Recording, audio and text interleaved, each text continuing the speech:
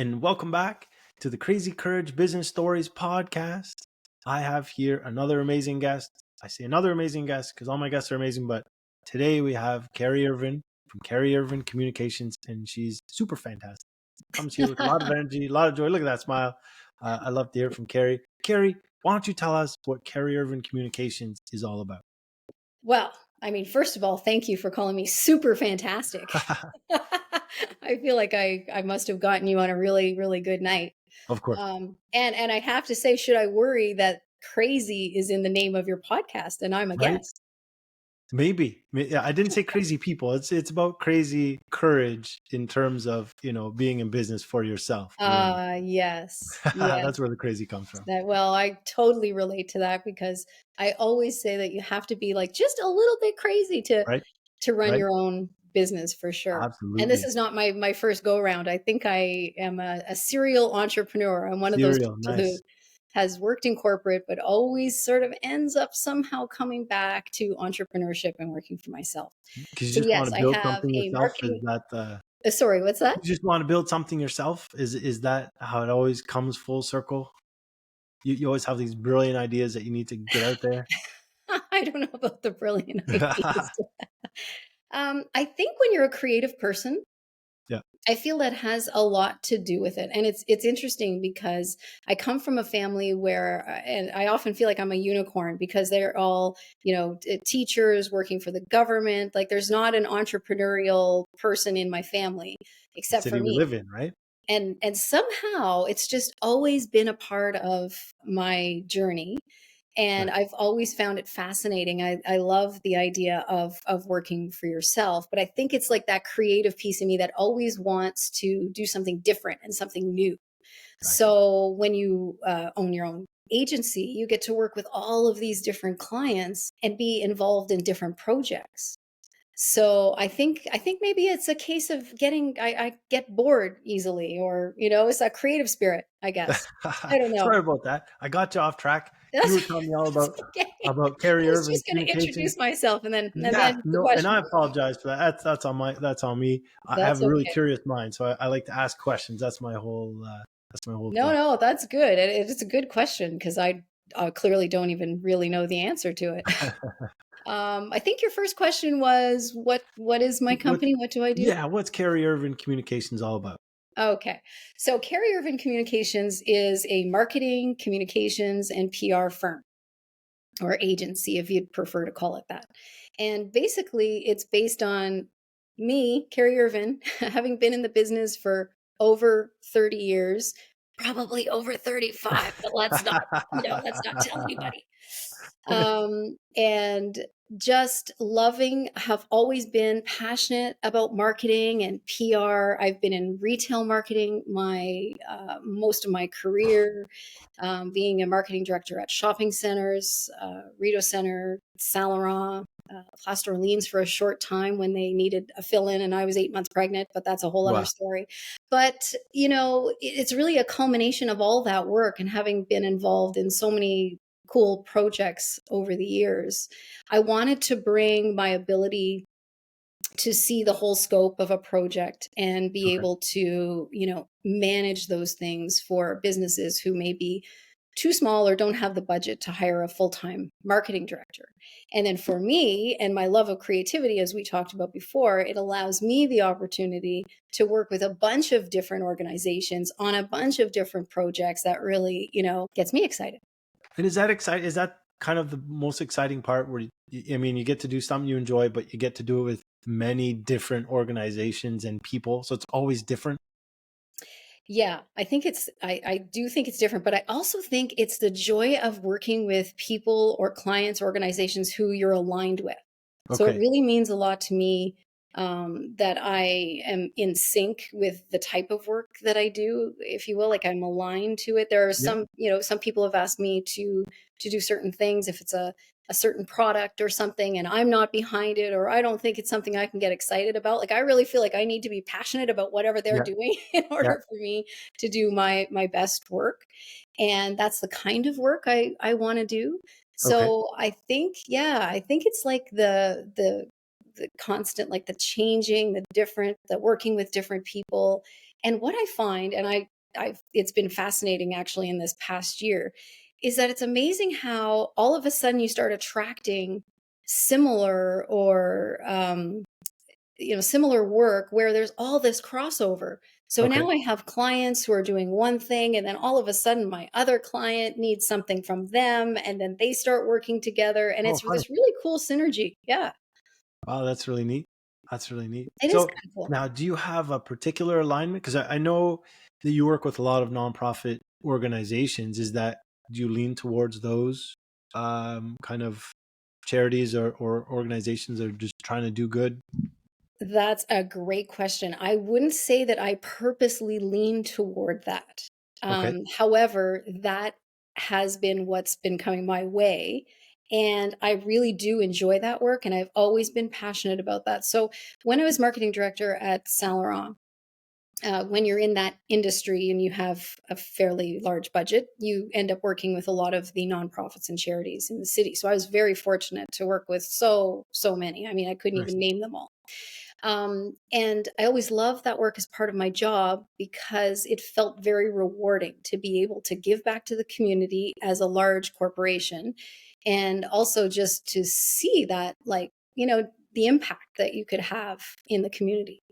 And so when I started my own company, it just made sense for me. And a lot of my connections were with nonprofit organizations. So I've been working with Shepherds of Good Hope. We just did the Taste for Hope event at the Shaw Center. Right. It was a sold out night. So that was Wow, nice. great. And we raised $330,000 Wow, to that's help end huge. chronic homelessness. And that kind of feeling of pride that I had Sure. something to do with that um, is a really good feeling. So I'll bet. then Yeah, what of happens course. is, other things end up coming your way because you're in that role. Your people are seeing what you're doing. So I'm also working with an organization called Body Peace Canada. Oh, and also Okay. the other thing I love to do, Nick, is Yeah. I love to build something from scratch. Like if Oh, it's yeah. I'm not a good maintainer. Like once things are built and humming along, It's not exciting I'm anymore. not Yeah. it's not exciting for me anymore, but Yeah. to build something. So an organization called Eating Disorders Nova Scotia Okay. decided that they wanted to create a national organization across Canada to help people facing eating disorders. Wow. And Okay. because I've always been an advocate for, and this is another topic, but always been an advocate for women and girls, and did a massive girl empowerment campaign, which I'm sure I'll tell you about because I, try and stop me from It's telling you important, about right? Sure. Sure. that. Called BU. So this whole eating disorder thing just really resonated with me, and I wanted to help. And so we just launched this across Canada. So it's resources, peer mentorship, and individual mentorship for anyone who feels like they're facing an eating disorder that's 14 plus in Canada, with no fees, no barrier to entry. So you don't need a diagnosis, you don't need a referral. Anyone can access it online. Wow. Yeah. And peer support is such an important part of recovery for so I many of would these think. people. I would think. And Yeah. certainly any barrier to entry would be big turnoff, right? I would think a lot of Right. people are If like, you're a look, I'm young just person and all of a sudden, you might be so feeling so shameful about it that you don't even want sure, to tell your GP, your doctor, right? let alone disclose that to someone else or get a referral or a diagnosis. So this way you could be totally anonymous and you can get the help that you need. Because you're probably not aware of the stat, but if you have an No. eating disorder in Canada, it takes 2 years to actually get any kind of, clinical help at this point, and a lot of Oh, people really? during that time sadly succumb to it. Yeah, like well, yeah, you just keep getting worse or yes, yeah, Yeah, wow. it's actually quite a serious, challenge. Like people don't realize how serious eating disorders are.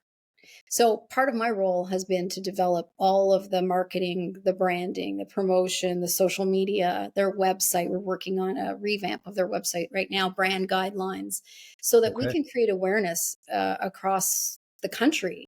And we're looking for collaborators. We're working on research with the CHIO here in Ottawa. So they're in Nova Scotia, and we are now taking the whole thing across Canada. So Well, that's really, again, it feels good to work on those kinds of, those kinds of I'll things. bet. I'll bet. Yeah, for sure. I mean, it's a really important thing too. I think a lot of people probably suffer kind of in silence on their own without, Yeah. like you said, without But that peer support. I do want to say that I don't only work with nonprofits. We'll work because actually my background, it's funny that this is happening because my background is in private sector. Like I'm Right. used to like promoting like, fashion and destination marketing is what I would call it. When you're in shopping centers, it's about like the customer experience from the time you enter Right. the shopping there, the parking lot really, from the time you leave the building.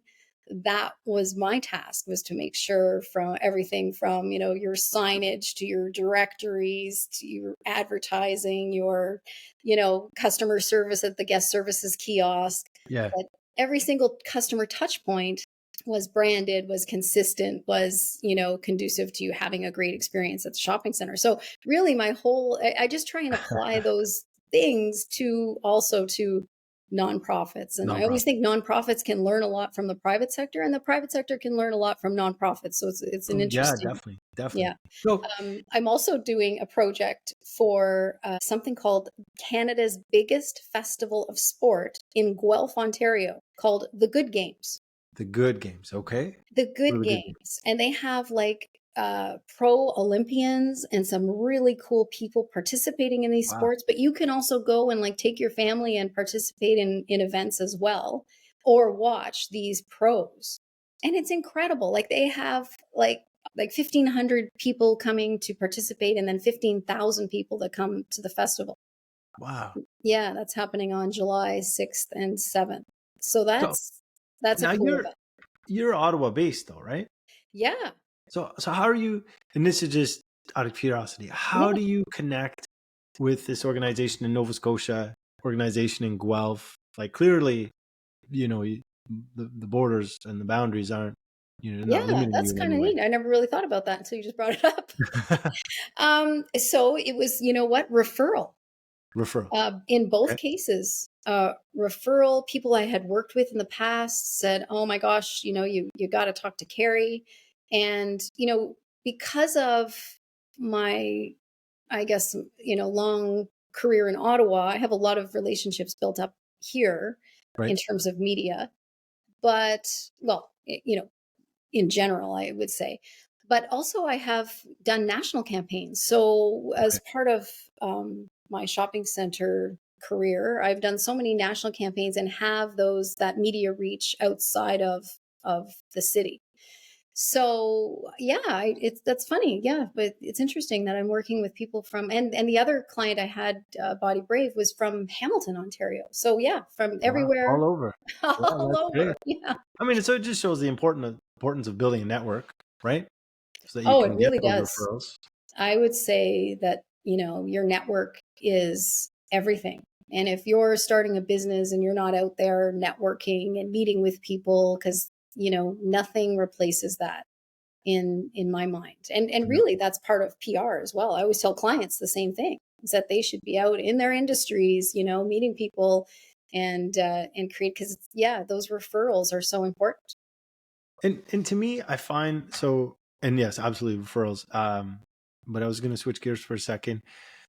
When you're talking about marketing is such a broad term, right? Like when I talk Hmm. to a lot of different marketing people, and they all have a different specialty or focus or whatever. And I find a lot of marketing is, we'll say, not as direct. Where and I'll qualify that statement by saying that a lot of the times you're setting up SEO, social media, Hmm. you're setting up websites where you're hoping the traffic comes to you, sort of thing. You're trying to attract traffic, but I find the difference with PR is that you're out there directly connecting. You're directly like in the face. In you might be, if you're doing media, you're out there. People are Yeah. watching you. The word, whoever it is specifically. Yeah. But I feel like PR is more of an out and direct medium or Yes, it's more of an segmented marketing. extroverted kind of thing. Right, right. You definitely, I'm sure you work with a lot of extroverts. Well, it's interesting because you don't have to be an extrovert to be good at PR. Oh, But that's public relations is interesting because actually I'm doing a presentation next week on public relations at an agency, nice. and people do mix up public relations and media relations. So Okay. public relations is really anything to do with your brand, and it really is like in total concert with marketing people. Okay. So, in fact, we use all the same tools. So, that conversation has to happen early as to what's happening from a marketing campaign standpoint, because then there's the whole public relations. So everything that like there's a guy online who's an expert on PR, and he always talks about it creating a halo effect around your brand. And I love that concept because public relations is there to promote your brand, your organization overall, and it's also to protect it. So Fair. anything that Fair. you're doing is always protecting that brand, making sure that what the public sees is authentic The message you're and trying to get out there, right? As opposed exactly. to And it's a little bit different because media relations is actually part of public relations. It's only one part of it. The media part is what people traditionally think of as sometimes people think of it as PRs, writing a press release, pitching to the media, getting on television and radio. And the interesting thing is, Nick, that everything has changed. So now we're calling it the new PR. the new PR. Because Okay. when you think about and going back to your point about me having clients all across Canada, it's true. And I think that COVID even changed that because Yeah. all of a sudden, like there are no barriers to working together because of what we're doing right now. Right. It's all virtual. And exactly. And what you're doing actually is a perfect example of what I tell clients. So you and I both know that the media has changed drastically. I mean, Yes. we see it all the time. I mean, they've just canceled City Line in Toronto. We see the cutbacks with Bell in here in Ottawa, and Yes. how they're trying to do so much with so little. And it's just changed because people aren't watching TV. People aren't watching the news anymore. We're streaming, we're podcasting, so it stands to reason that media relations has also changed a lot. So when I'm pitching a client, first of all, it's all about the story. You know, you can have the best relationships in the world. And this is something that's really important to say. If you can have the best relationships in the world, your relationship doesn't mean a thing unless you've got a good story to pitch them. Right. And you can damage your relationship by going to media people with stories that aren't great or hounding them about something that isn't relevant to their audience or not understanding their audience. Like Yeah. you have a Yeah. business podcast, you wouldn't want me coming and pitching guests who had nothing to do with what your audience wants to hear on your Right. podcast, right? Right. That's how you turn off So your yeah, fans. so really you're like your own little mini empire. We're going to Sure. take you national. But Oh yeah. but that mini empire is now replacing traditional media.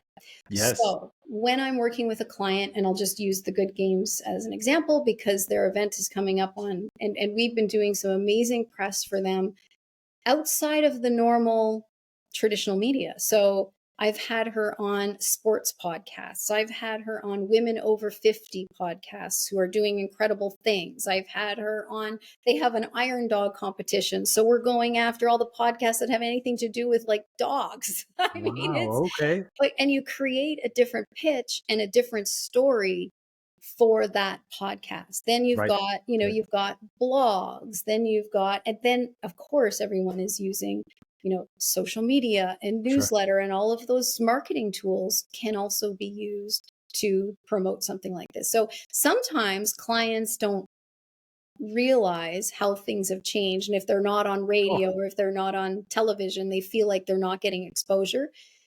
But what I know is that I can sometimes get more impactful exposure for a client with a super niche, let's say, niche. Yeah. Right. Right. podcast. Like you were saying. Yeah. Yeah. And it's a different niche each time that you're speaking Yes, to. right. And the audience could be so relevant. So let's say, you're on a radio show and you're hitting like a broad audience, but not all of them are athletes, obviously. But if I could get this Good Games from Canada's best, biggest festival of sport on an athletic podcast, that is only people listening to it are all about, you know, How Olympians about and sports? pro Yeah. athletes, then the impact of that is going to be greater than having them on radio, Yeah. potentially. I'm using that as an example. It could be. I mean, but you're more likely to speak directly to the niche, to your actual fans than, you know, because radio is like a scattershot approach, right? Are people actually paying attention? Is it just on in the background? You know, are Exactly. the athletes actually tuned in to whatever station they're listening to? You know, yeah, Yes. no, for And then sure. you can be even more targeted with your own, as we were saying about being your own media little empire. Yeah, um, you take that media coverage that you've had, and then the way to extend it is to use all those marketing tools to make sure you've got it on social media. Is it on right, your LinkedIn right. page? Is it on are you sending it out to the newsletter, your newsletter distribution list? Because all of those people are already your fans. Right. And again, so you're speaking directly to your fans, even if you weren't Exactly. before Yeah. necessarily. I Yeah. mean, So I, it's look, kind of cool. I find it fascinating. I'm always fascinated by why people listen to what they do, why they yeah. shop where they do. You know, it's consumer intelligence is really, you know, exciting for me. I don't know. Yeah, Maybe no, not it is. everybody. And like you said, it's changed so much. Like, I'm going back in time a little bit here. I remember when I was in college, taking creative advertising, you know, they talked about media buying and stuff. And there was a book, right? Big, thick book with all the rates. And there was, you know, you had radio, you had newspaper, you had TV. That's Yep. it. You just needed to know those three mediums. Yeah. That's all there was. That's all There there was nothing was. else. And but you needed that rate book that got updated every year with the new rates Yep. for all the markets, and but that's it. That's all there was. Yep. Now there is no central place for all this information because it's all different. Some of it you don't even have to pay for. Some of it Yep. you do have to pay for. There are ads. There's all sorts of things, but it's not No, easy anymore, it's so true. It's so true. And then it's, you know, just even like kind of guerrilla marketing, like how you go in and build your fan base or your community, right? by finding those like-minded, say, businesses or organizations and following them so they're following you back. And, you know, and then there's all the SEO and everything. You know, Yeah, that's like all it just about attracting the yeah, right audience as well. So thank God there are specialists for that. Same with right? media buying. I used to look at those books. I think so. You and I took creative advertising. Yeah, Algonquin. Okay, so did I, Yeah, and I yeah. teach that now as well. Oh, do you? Wow, nice. Yeah, I That's taught funny. the history of advertising in the fall, and it was like, oh my God, it was like going back in time Oh because I man. had taken that very course.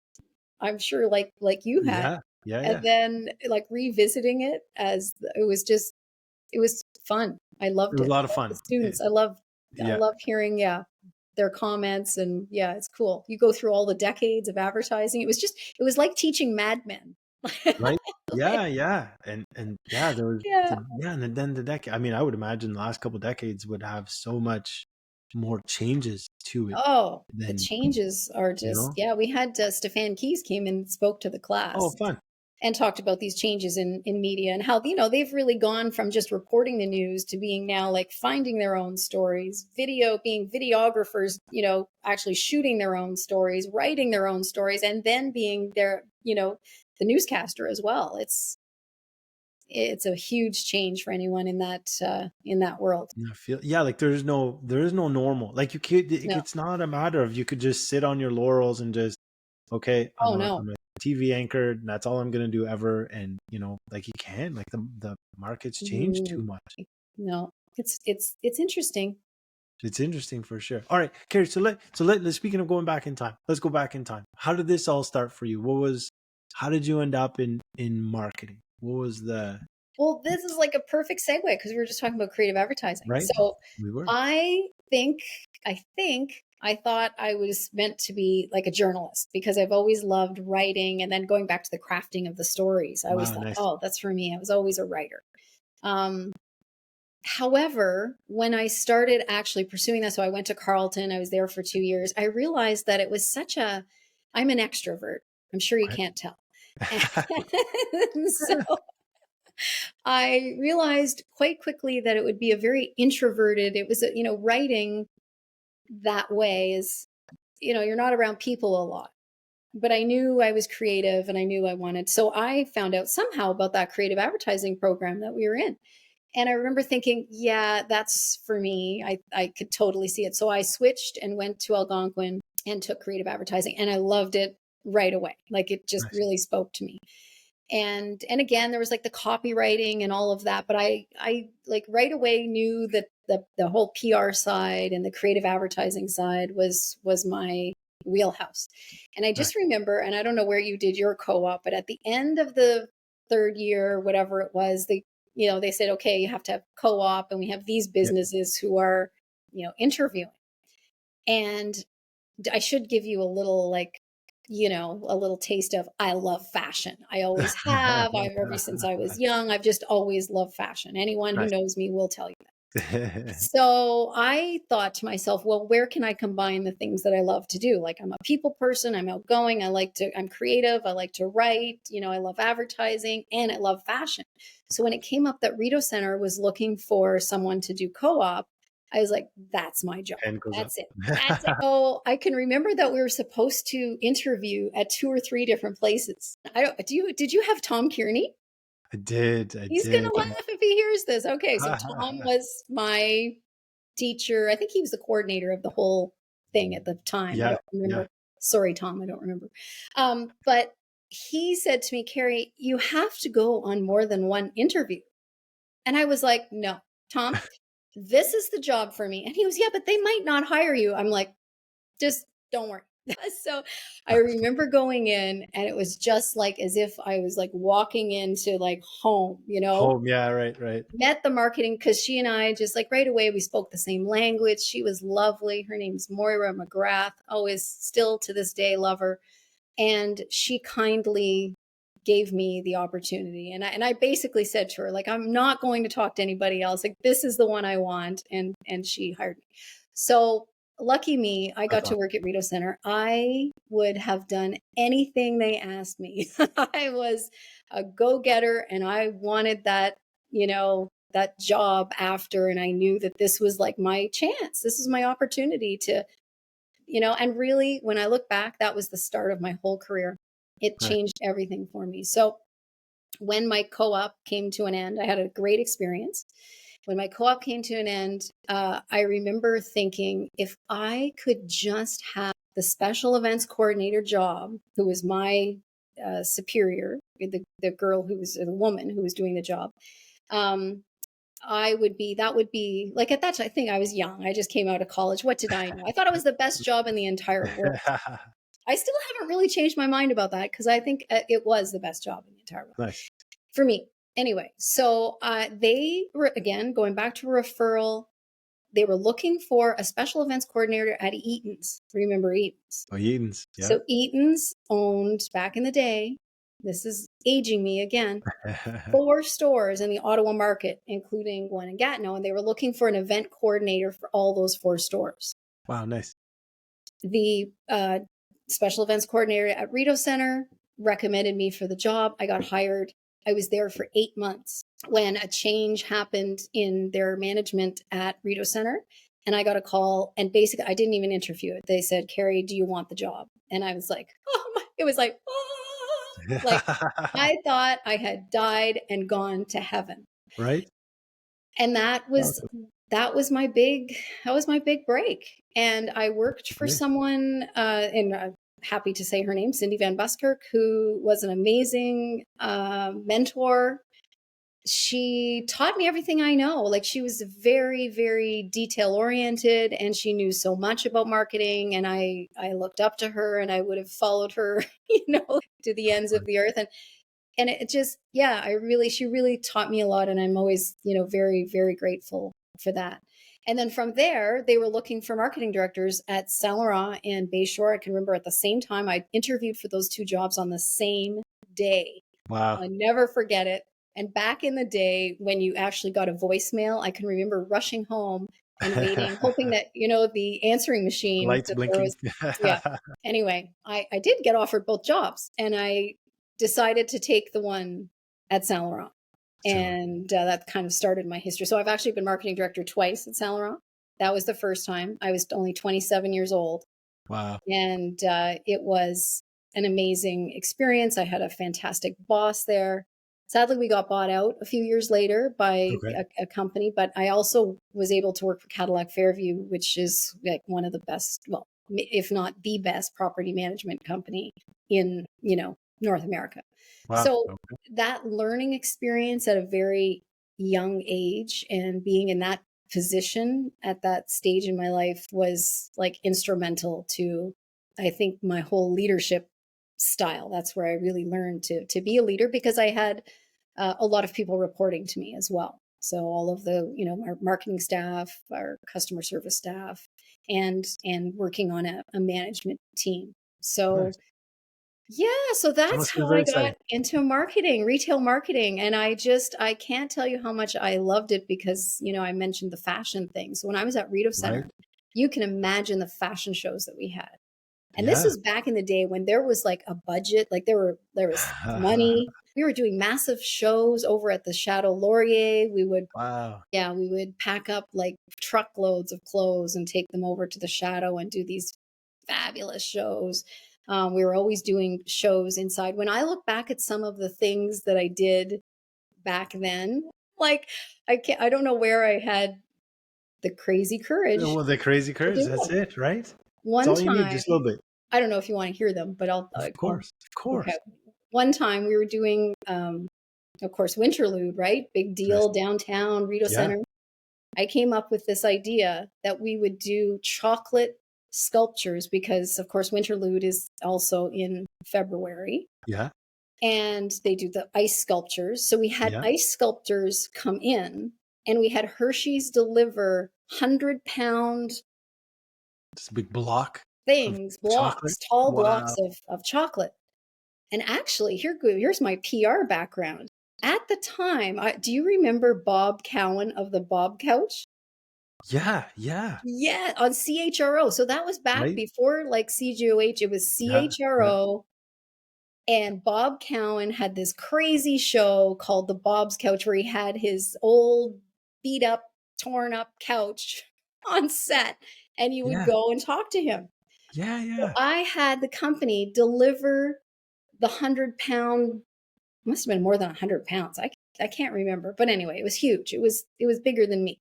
So all of this chocolate to the parking lot at CHRO. And then I can remember Bob and I out, with the microphones in the freezing cold, talking about this event where we were going to sculpt chocolate. That's awesome. Anyway, that's one of And did my that turn out? many. What's that? Did it turn out, the chocolate sculptures? Oh, it was fantastic. People Yeah. loved it. Yeah, That's yeah, awesome. yeah. People would come in and see the chocolate sculptors, and then we tied it into a whole like Valentine's campaign, and it was Smart. it was super fun. Another time, I actually had one of our suppliers build a train that we called the Rendezvous Express, Right. and it was built out of a golf cart. Like, Okay. it actually drove through the shopping center, and then we had freeze models back in the day. Back then it was, I keep saying back in the day, I feel like I'm like 80 or something, but it was a long time ago. We did like, we used to, freeze modeling used to be a big thing. Have you ever seen that? No, what's freeze modeling? So basically you would have like a little like cube or a small stage, and models would be on the cube but frozen, and Just stand wouldn't there? like move Oh, for, almost wow. like voguing, but Yeah. for long periods of time. Oh, my. Yeah, so we would have them on the back of this train going from sort of stage to stage, and then they would get Okay. up, and yeah. Well, that sounds like fun. It was a lot of fun. That's It was a awesome. lot of fun. Yeah, it was one of those things. You don't forget that, because sometimes the train didn't work, Oh, sometimes it no. did work, and then sometimes, yeah, it was an interesting one for sure. Yeah, anytime you're running events or any kind of Oh, there's always something that goes wrong, stunt or right? whatever, there's always Yeah. something you have to pivot That's and why adapt and overcome. events is a perfect training ground for how to handle yourself under pressure. Sure. Sure. It's the best training ground. Yeah. One time How I to, remember we did a rave. Do you remember when raves were kind of all the thing? yeah. Yeah. And we decided we were going to try and do a rave Nice. at Rito Center. And as you can imagine, being a downtown center, perhaps there were some people at that rave that, weren't the most desirable. And I can remember the girl at the time, Alana Shields, who's the marketing director now. I hired her like 25 years ago or whatever it is. And Wow. she oh yeah, we used to use walkie talkies. So when we Oh, would be yeah. walking around the center during an event, imagine that now with our phones and how we Right. text so easily. Oh Yeah. Yeah. no, walkie talkies. Anyway, this rave got out of hand. And I can Oh remember, oh no. yeah, Milkman. He was our DJ that night. And all of a sudden it just got like, there were a lot of people, like Oh. maybe 1,000 people. And Okay. and security was overwhelmed, freaking out. And I can remember trying to get Alana on the walkie-talkie to like handle this situation. And she, she was hiding. She had disappeared. I'll bet. I'll bet. And we Yeah. laugh about that to this day. Met some cool Yeah, people. We had some great celebrities. that's good. Yeah, yeah, that was always interesting. But Like who? Do you want to name drop? well, lots of musicians. Alanis Morissette Okay. actually performed for us at, I think it was like I feel like it was a 10th anniversary event or something like that. But when I went to Saint Laurent, I would say the one that is the most memorable was Shamar Moore. Okay. Do you know those detective shows? Because now he's on NCIS or Yeah, on something. SWAT there. Yeah, we watch he's on SWAT, right? Oh, is that what it? Yeah, yeah. Now he's Yeah. on SWAT. Yeah. Yeah. Yeah. Well, I never watched those kind of shows, but I mean, I'm sure. I don't know if you watch it with your wife. I don't want to, but he's hot as lava. Let's just put it that way. So we had it I was a can admit great he's an attractive morning. man. Sure. Sure. What's that? He's an attractive man. I can admit it. Okay, Absolutely. yeah. There you go. He is a very attractive man. Yeah. And he was doing this massive personal appearance stage. He was on Young and the Restless, I think, at the time. Okay. And we did like this little media thing before. We were just going to do a few interviews. He was up on stage, and one of the people interviewing him said something about how he's always on the show without a shirt on. And he decides to take his shirt off. Of course. Well, the crowd went Bananas. nuts. Yeah. Like, I mean, 1,000 screaming women absolutely went. And that shut down the whole media part of the event because they couldn't ask any questions after that. Like, it was just, That's great. yeah. But I'll never forget that, yeah, at the end of the night when I dropped him off, would you believe we had him staying at the Chimo Hotel? Oh, wow. Because it was right across the road. Right. And I just remember he kissed this cheek. It probably haven't watched it since. Haven't watched it since. That's fun. Man, yeah, that's some great, exciting stories.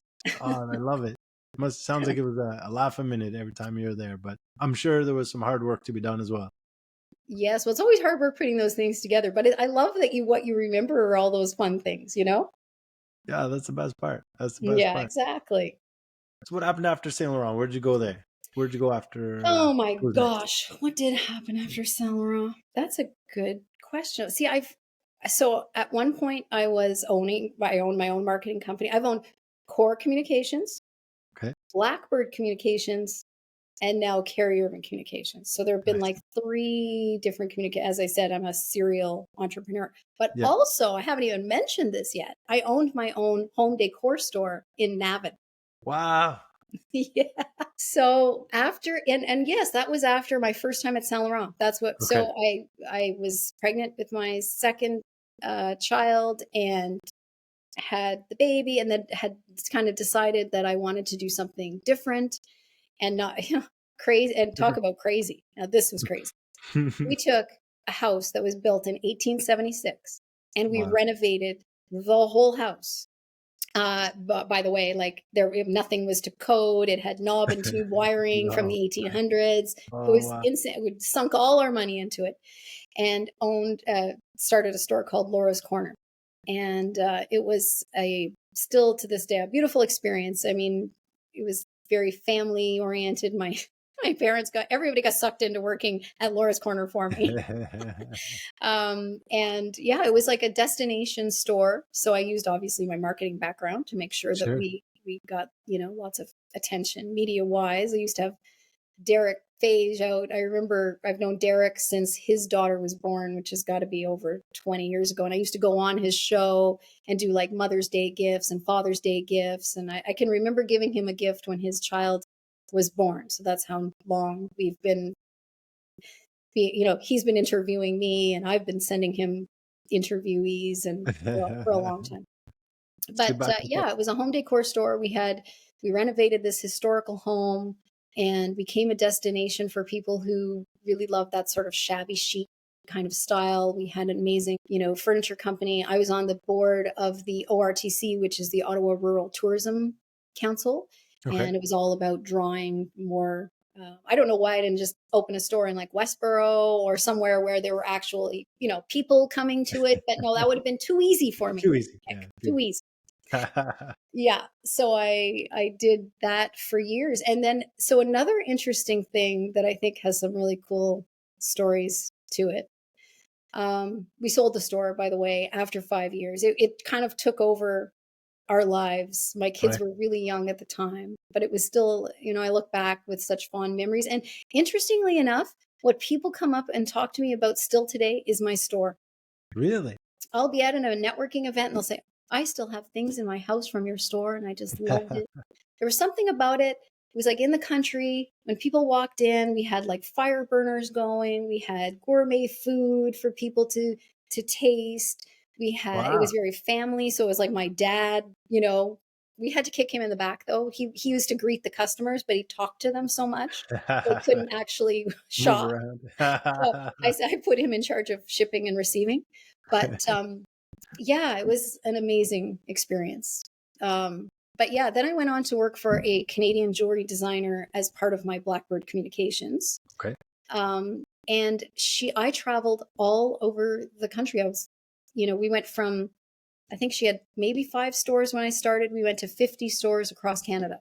Wow. And her jewelry was in all of the best stores, of course, the, Holt Renfrew and some great locations. And it was an interesting business because again, going back to PR, part of, getting notoriety as a jewelry designer is you need to really be out there at awards shows. So I spent a lot of time doing TIFF. We were in the gift lounge Okay. at the Toronto International Film Festival one year. Nice. And then we were at the Gemini Awards. I met some really cool people there. Jason Priestley and all the, Wow. actors and what have you. And then the coolest thing we ever did was we flew to LA for the Oscars. That's awesome. Yeah. So That's we were fantastic. actually in the gift lounge at the Oscars in LA. Don't ask me what year because I can't remember what year it was. Who won Best Actor? Who won Best Director? Right? Well, you know what? Who was the I best know film? I know what movies were. The Bridesmaid movie. Yeah. So I met Melissa McCarthy and all the people in the Ah. Bridesmaids movie. And yeah, I mean, there were others too, Marcia Gay Harden and Penelope Ann Cruz. And I couldn't even remember them all, but it was what an experience. So, and then I had Karen, who is the jewelry designer, doing media interviews like with Ottawa, like back home here, so that people would know what we were doing. We kind of did like a whole behind the scenes thing, what it was like in LA during the Oscars. We were staying at the W Hotel. Wow. Smart. And so some of the biggest stars were wearing her jewelry at Wow. different Awesome. events. And then we publicized, see Sure. so-and-so wearing Karen McClintock jewelry. It was a pretty cool thing. That's a Yeah. pretty great experience. I mean, especially as the jewelry designer, to have your jewelry out there and people are wearing it and seeing it. And wow, that's Yeah. Well, we wanted to launch the business in the US and we did. We ended up having stores in New York and Boca Raton and other locations as well. So it really expanded from there. And that the notoriety from being a part of the Oscars really helped with that. so. Yeah. So I feel like that's an experience I'm probably never, ever, ever going to have again in my life. I mean, they're all unique, right? They're all one-offs. That's the Yeah. problem. But that's still part of the fun too, right? Yeah. But so how do you get into the gift lounge? How does one, you just say, hey, You I have apply. some jewelry. Yeah, you apply? You apply, Okay. and it costs you a lot of money, It and costs you money. you have Okay. to So give a lot of product away for free. So yeah. these stars come in, and you like it kind of blows you away. They come in with some of them with those tall, like you'd use for hockey equipment. Yeah, yeah. Like Big bag, basically they leave with right? all the loot. Like they get the best stuff. Anyway, funny story is that we had Cloris Leachman come. Okay. Sadly, she has passed away. So, Yeah. I don't want to speak ill of the dead, but I wouldn't speak ill of her, but it was just funny. She basically like ripped us off in a big way. She Whoa. was so good at this gift lounge thing, and she came kind of like toward the end and then kind of like sweet talked us out of like about $6,000 worth of jewelry. Like, and then promised, of course, that she was going to wear it and she was going to wear it to this event and she was going to do this and she was going to promote it and she wanted to buy more jewelry. And she was like, she was just a pro. And we never recovered that jewelry, nor did we get any of the things that she promised. No. Yeah. No, she So knew how to work the room. again, we learned a lot. We were like I feel like we were two naive, like Canadian girls, in LA at the Right? Oscars, and we were easily, taken advantage of by an old pro like Cloris Leachman. But it That's is all kind about of, learning, right? yeah, it is kind of interesting just to see that whole world in a way that like No kidding. no one would know No, right. Yeah, all about, that right? behind the scenes. Yeah. Yeah, I Few mean, it's people like the get whole rich get richer in a sense, in that, they're already rich, they're already famous, they come and then we just shower them with all of this free right. merchandise, they leave with whatever they want. It's building on what you have, right? I've always felt that that's what you do. You know, if you have Yeah, success in one area, you build on it, and then people notice you, and inevitably, that's yeah. it's so true. No, absolutely. See, you're a PR guy. I'm a PR guy. I can't do it for myself. I'm just saying that's how other people do it. Well, Yeah, so then, that's basically where that took me. And yeah, I don't know. It's been like never been a straight line for me. I don't know if other people have these nice, like, lines that go like this, but mine has been like, wow, like all over the place. yeah. I've also worked for a national, the Center of Excellence on PTSD when they reopened. But I went back to, before that, I went back to Saint Laurent a second time. Okay. So after the jewelry business, the founder decided to, really, she loved it as a hobby. And I don't think she really saw it as a business. And now we were creating, and we had to manufacture this jewelry for Yeah. 50 stores. There were a lot of orders. So It's huge. anyway, she decided that wasn't what she wanted to do. And yeah, I went back to Saint Laurent because I always loved that job. So I thought, well, here, and it was awesome. It was even better the second time around. Really. Yeah, it was great. I was so much more, I knew so much more than when I Okay. was 27, Of when I course. went back. And I had traveled across the country to every single shopping center in Canada. So I had seen examples of what worked and what didn't work and what type of retailers were out there and who yeah. And I came back at a time when they were doing a $30 million renovation, and I was able to do the campaign that relaunched us into the marketplace as being new. We did this really cool campaign about, we were just slapping on some makeup like during the construction to get people through that. And then we Okay. relaunched with a whole new brand. And so everything from the shopping bags to the signage to all of the marketing assets. So at shopping centers, because it's such a public venue, Mhm. you're basically going back to that rate card that we talked about. You're using all media, right? We bought radio, we bought television, we bought transit shelters, we were on billboards. I mean, you name it, and we did it, which is really a fascinating. I did all the media buying myself. I never hired a media buyer to do that. Those books that always terrified me, and Books. Yeah. in school, I used to always say that I would never want to be a media buyer full time because it's all about numbers. It's all numbers and it's scary. And if you mess it up, and oh Exactly. yeah, it's yep. But I had some great, great reps over the years. And then, of course, the LRT opened at Saint Laurent, where, that's not a Right. great story now, but at the time it was very exciting It that was that exciting. was, Yeah. Yeah. that was happening.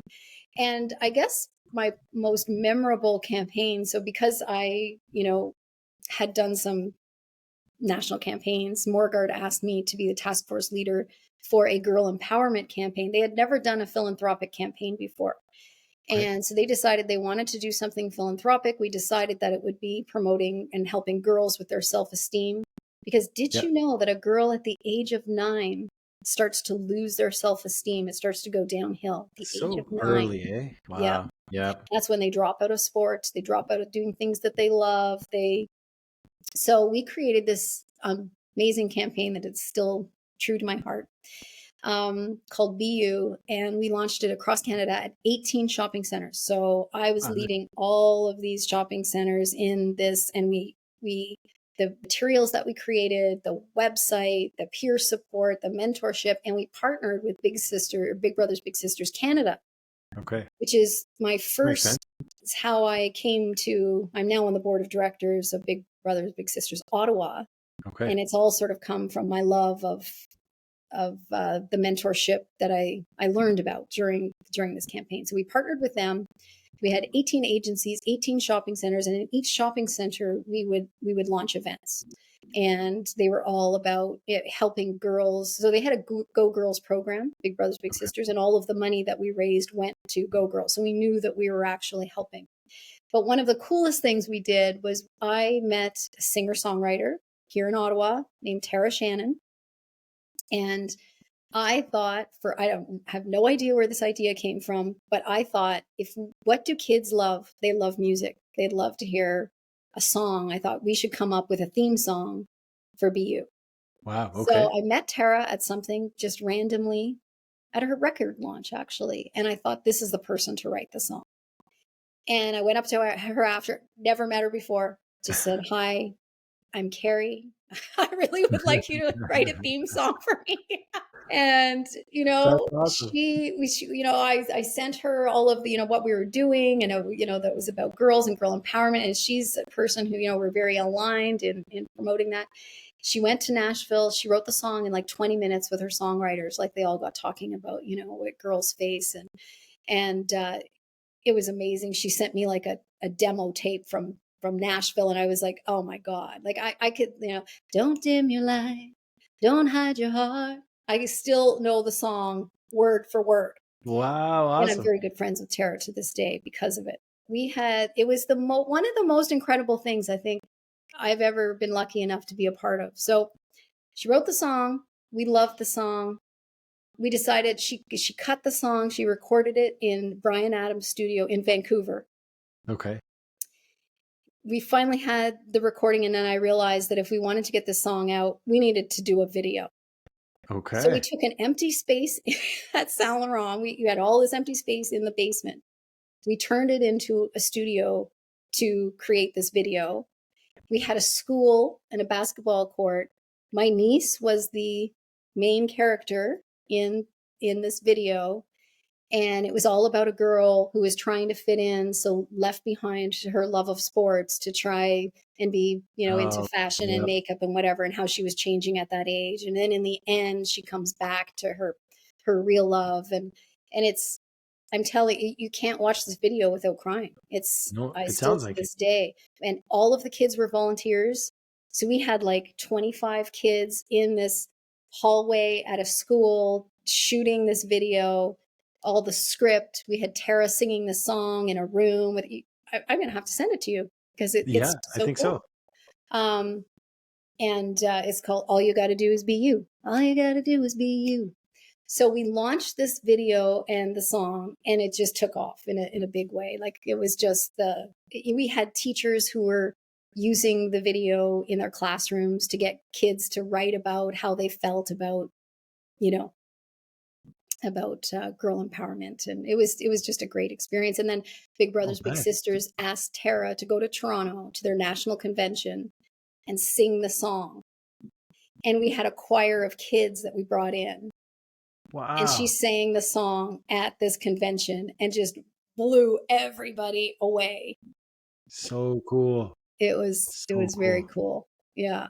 So that's a great memory, and that's how I fell in love with Big Brothers Big Sisters, and that's why I work with them to this day. I knew I wanted to be on a board, but I wanted to be on a board that meant something to me. Yeah, and Wow, I great. through that campaign I saw the impact on kids. Like, we would videotape real stories of mentors and mentees, of bigs and littles, Yeah. When you see the kind of impact that these relationships have had on the children, there's one girl who was from a family of 12 people, and her parents Wow. didn't have time for her because they were like, there's 12 of 12 them. people. Sure. So having her mentor just changed her whole entire life, and her face would light up when she talked about them. So yeah, that was exciting for me, for sure. That's a great Sophie story. Gregoire Trudeau, by the way, came on as in our last year as spokesperson. She came and spoke at Saint Laurent and at our event, and she also did like a video messaging for us, which we put out over all of our channels. So that was Wow. exciting to have her on board, because I Yeah. love Sophie, and and she of course is also a big supporter of girls and women. So it Sure. was a perfect Yeah. Yeah. match for Yeah. us. So I was talking about that. Yeah. Yeah, That's wow. That's fantastic. A great story. yeah. I love it. Man, that's a great story. This is exactly what I want on the podcast. See, I need to be a great guest. It's fantastic. It's Well, thank you. fantastic. Well, once you introduced me as super fantastic, I had to I come up know. with I some good set the bar stuff. pretty high. You lived up to the hype, so it's okay. You're good. You're good. Thank you. Thank So you. then at some point along the way, you decided to venture out on your own again. I did. So before that, interestingly enough, so and actually, now I think about it, it's kind of cool. So the person who was the vice president of Big Brothers Big Sisters, Yeah. that she and I worked so closely together on BU for like 5 years. Yeah. She left Big Brothers Big Sisters and went to a new organization that was just starting, which was the Center of Excellence on PTSD Okay. here in Ottawa, but she was in Toronto.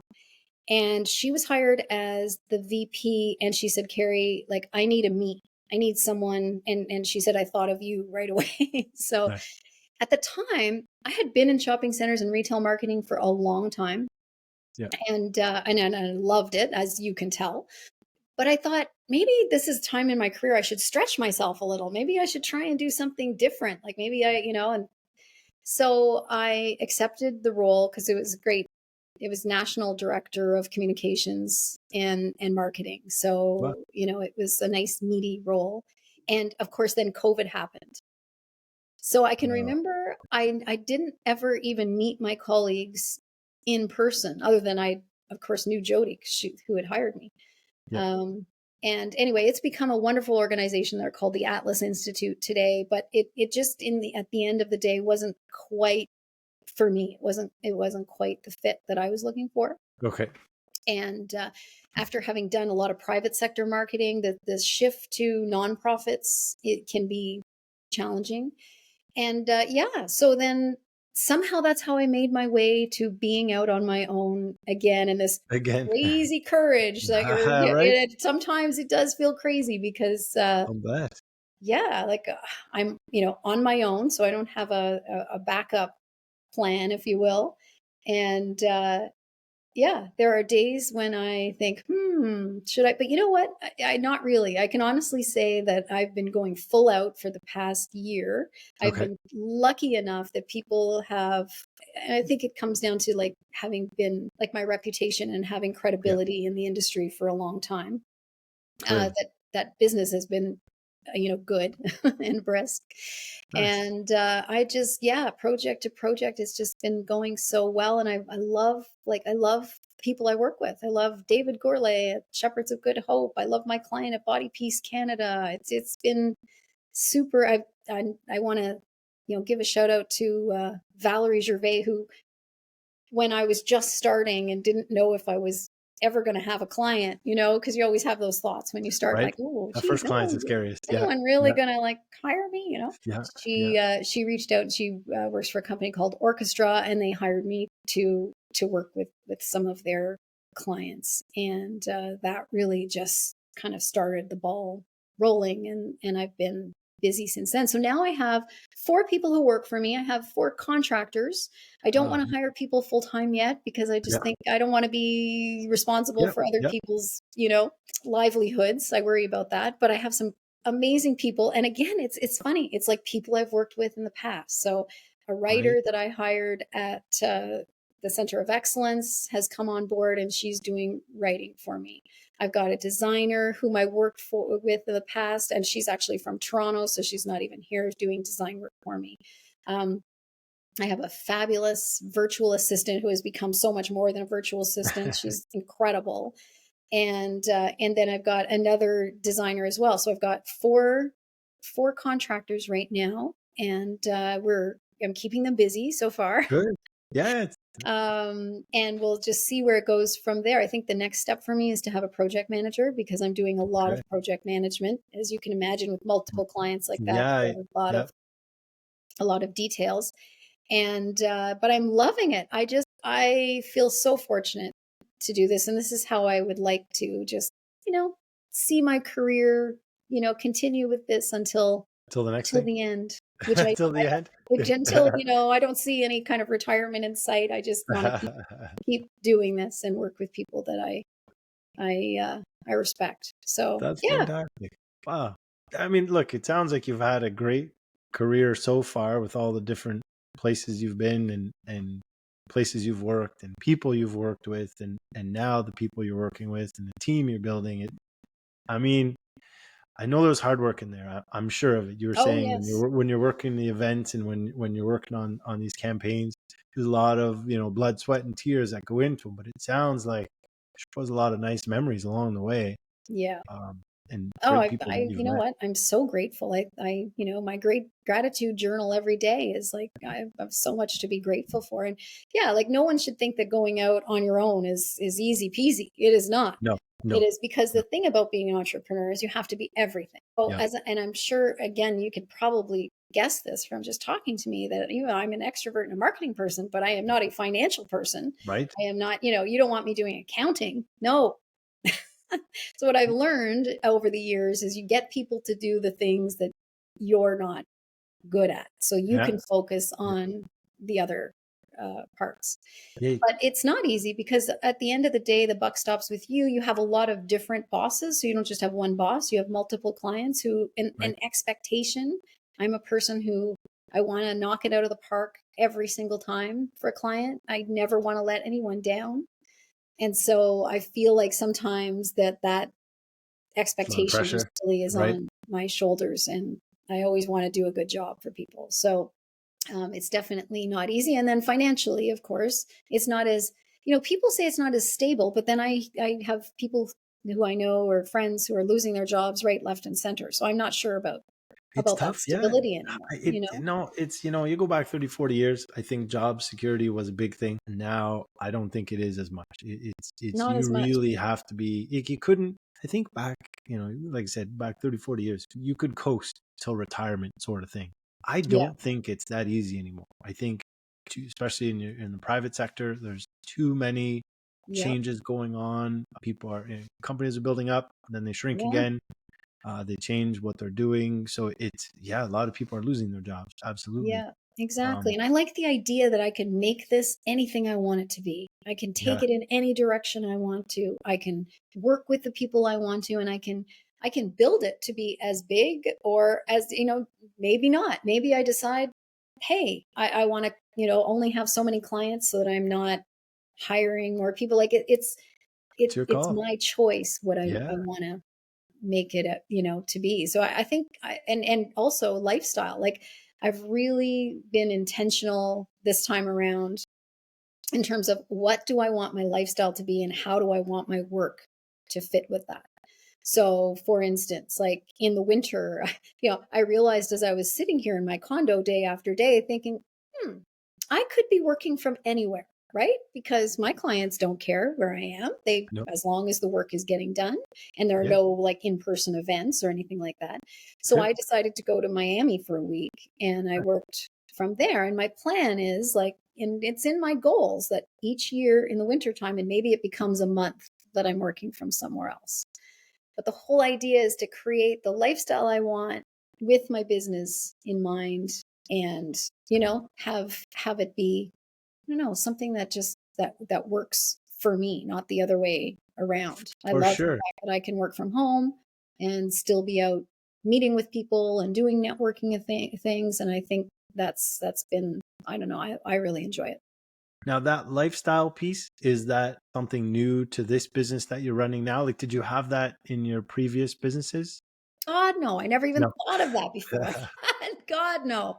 This is, that's why and maybe that's part of the reason I feel like at this stage in my life, Yeah. it's a really good stage to be doing this because I hope I've figured out a few things along the way, from good things, bad things that have happened in the past, or just learnings, about Yeah. owning your own business and what that's like. And also I'm just at a stage in life where my kids are grown and they're, wonderful humans doing their own thing. And all of my focus is not on family and kids. And it's really, at this point, I can really focus on my business Okay. and do it in the way that I want to do it without all of those distractions. Right. Right. And, and with sort of more knowledge about myself and how I want to work, because now I've worked for corporations, I've worked private sector, I've worked for nonprofits, and I've worked for myself. So now, like for instance, one of my goals would be so when I worked for a corporation, there was Yeah. professional development, right? So part of working for Morguard or Cadillac Fairview was that, you go to conferences, there are opportunities for you to become a designated marketing director, those kinds of things. And Yeah. so instead of feeling like I work for myself now and I can't have those things, I just create those things for myself. So if there's an opportunity to go to a conference on AI or SEO, or I try and make sure that those things are part of my plan for my business. So create your own professional development, Right. Right. That's create, important. I'm always busy. So why not work from somewhere else? Because I do feel a bit like I work all the time. That's like definitely an entrepreneurial thing. I'm trying to get better at that. But when you're working from home and it's 8 o'clock and you're presenting on the website the next day, pretty hard for me not to, be working. So, but if I build in all of these other things, then I know that there's that balance. And Yeah. if I have the balance, I know that I'll be able to sustain this. So yeah, I think this is definitely not something I ever thought of before. And but I should say something about it's having a coach that has changed it. And I love my coach, Soleil. And when I made this decision to go out on my own, she was instrumental in helping me develop goals for Q1, Q2, Q3, Q4. Okay. We make sure that we revisit those goals. And again, how it ties into lifestyle and how I want my business to be, what types of clients I want to go after. And so, so far, when I set a goal, I make that goal happen. It's like when No. you write it down, that's the key, because you Yeah. can think it, but Yeah. when you write it down, And it's true. and And I'm like, I like to go, I like to smash goals. I'm not I'm a driver. I just always have been. So that has now, really, really helped me define and really think about it. Whereas I think when I was younger, I was, oh my God, I was too busy doing, being a mom and doing all of the yeah. things. And I Yeah. didn't have time to think about what my goals were for, No. so that's really helped is having a business coach. And I would recommend that to anybody who starts their own business Right. is Just to give it that. hire a Yeah. coach. It changes everything. And sorry, you've had a lot of mentors in the past, but is this the first time you've had a coach? Yeah, I think Yeah. so. I'm trying to think of any other. I've had so many mentors along the way, so many people that I've learned from, like incredible people. Um, but I have never actually had a coach. Okay. And this was the first time I thought this, I want to do it right this time. Is that I want Yep. to make Yep. sure that I'm like, it's like that old, if not now, when. Right. Like I've tried this before. I've done different things. This is what I've chosen to do. And I want this to be very successful. And so I'm willing to do what it takes to make it successful. And I think that having a business coach is probably one of the things when I was younger, I would never have allowed myself to have. I wouldn't have allowed myself to spend the money on that or to, and yeah, my whole attitude now is like, let's go for it. If not now, when? Let's do it. Right. I love that attitude. That's fantastic. Yeah. That is So fantastic. that's kind of part of it for sure. And she's a great mentor. Yeah. And now you were telling me that you also have a project you're working on. Yes. Let's talk about that project. Okay. That's a perfect segue because as I say to my coach, and she will laugh. Her name is Sole Susi, by the way. And if you ever want a great coach, give her a plug here because she's Fantastic. fabulous. And sometimes I'll say things, I'll say, I'm not ready to tell you this because once I tell you, then I have to do it because she'll Yeah, make me write it down and then I have to actually, right? follow through. Real. Yeah. So one of the things is, again, when you're on your own, I don't have access to the fashion world that I did before when I was in shopping centers, retailers and designers and that kind of thing. And so I wanted to bring that back into my world, like intentionally say, this is something that I want. And so I am launching a fashion collective, I'm going to call it for right Okay. now, but it's called Tutti Bella, which means everything beautiful. Nice. And my tagline is see the beauty in everything. Right. And I'm working on all of the branding now. And essentially, what I want to do, I don't know exactly how it's going to unfold, but essentially, what I want to do is bring together the fashion community. Ottawa is not known for its fashion. However, I will tell Stop. you, no, and people say that all the time, but there are so many talented people here. We have designers, we have fabulous independent retailers, local retailers. We have, models and agencies, and we have a lot of people who are very stylists. We've got amazing people who love fashion, but they're just not brought. I just feel like the community over the years has gone by the wayside. And we used to have something called Ottawa Fashion Week, and Bruno Racine and a couple of other people put on this amazing fashion week, and I was involved in that at the time many years ago. And I just want to bring those kinds of things back, and I want to amplify these people in our community. Right. So being in marketing and PR, I think I'm probably in a fairly good position to do Sure. that and to help them amplify their businesses, and even more so just to be able to get together and have events and have conversations around fashion and really just elevate, Yeah. that idea in Ottawa. I mean, we've lost our Holt Renfrew, we've lost Nordstrom's, and yet we have still some incredible, independent retailers here who do some amazing things. So that's my idea. It's still fresh. It's still new. I shouldn't probably not be telling you on a podcast, but well, there you go. I already Nice. have. You heard it here first.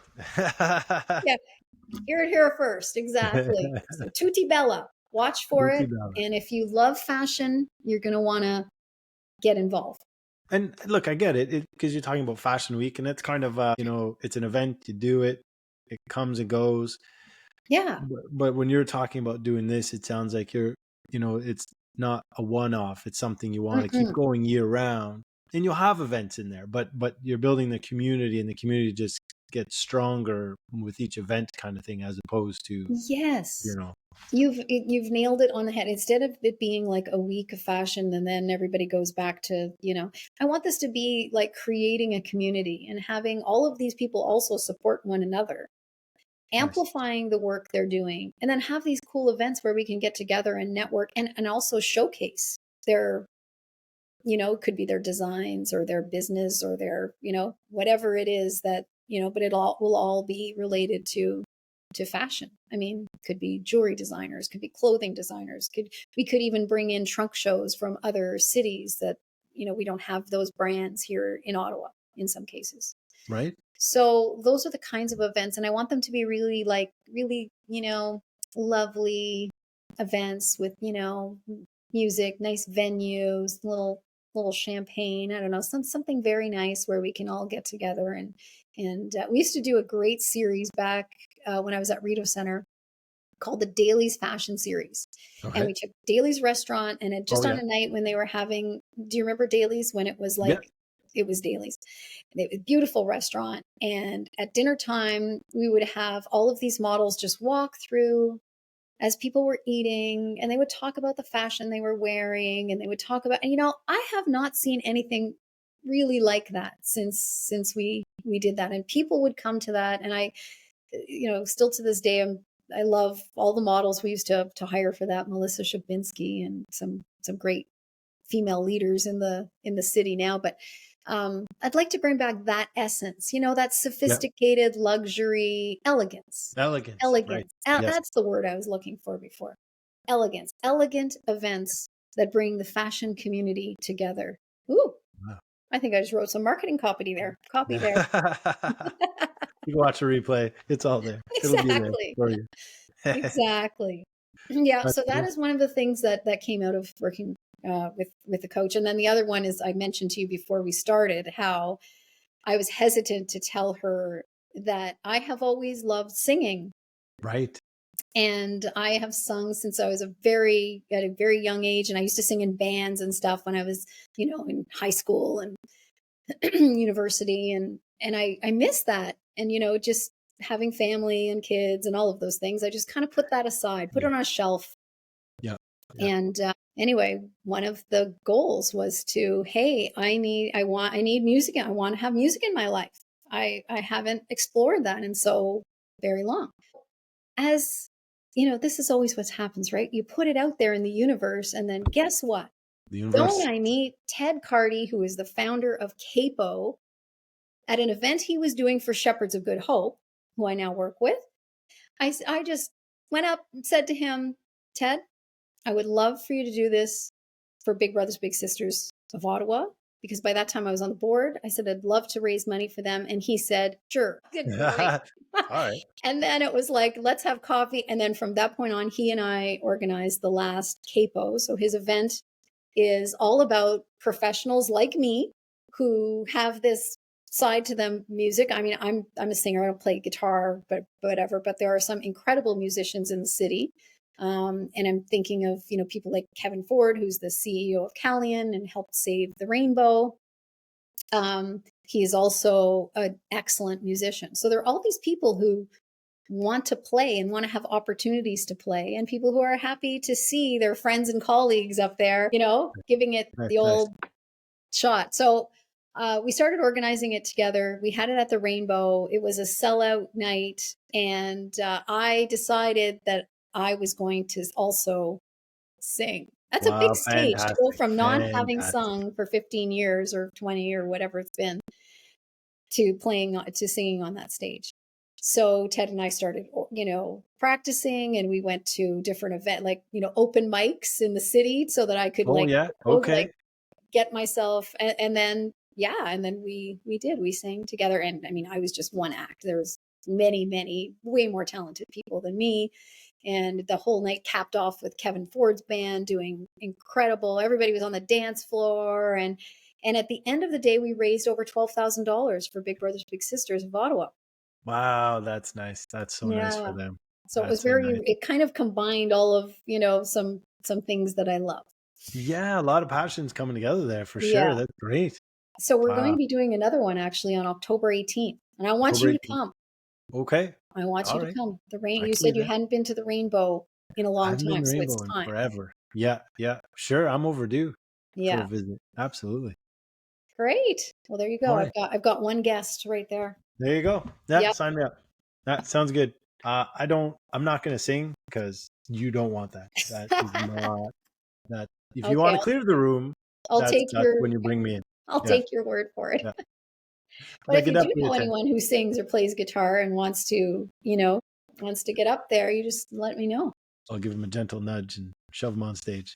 Yeah. Absolutely. Sounds good. Yeah. Well, Carrie, I'm going to thank you for your time. Man, I've really enjoyed all the stories you had to tell me, and I loved hearing about your career. What a fantastic story. And yes, you had all the crazy courage along the way. And it wasn't just one time you started one business. I think crazy courage is something you've speckled throughout your career and just kind of Mhm. gone with the flow, it sounds like, and just wherever the wind took you. And, you just did what you had to do and enjoyed the ride along the way, I guess. Yeah, I have. And now it's great. All of those elements are coming together in my Carrie Irvine Communications. Now I've got Right? some fashion going. I've got the music happening. I've got my nonprofit. So I'm, have that rewarding kind of work, and Yeah. it all comes together. It sort of feels like, how you sort of feel like everything that I've done along the way has culminated to this point.